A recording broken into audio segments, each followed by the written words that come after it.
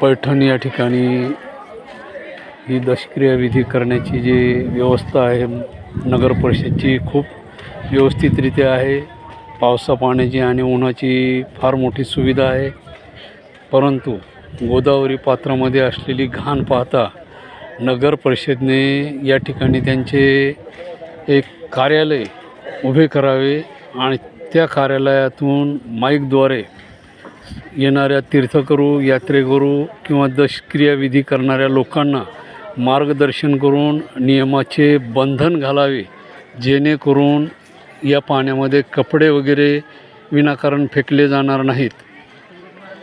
आणि जो कोणी असे करेल त्याला दंडात्मक कारवाई म्हणून 3 महिने किंवा 6 महिने सजा करण्यात यावी आणि रोख रक्कम दंडात्मक वसूल करण्यात यावी.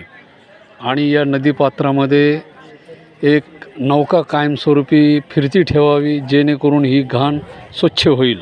धन्यवाद.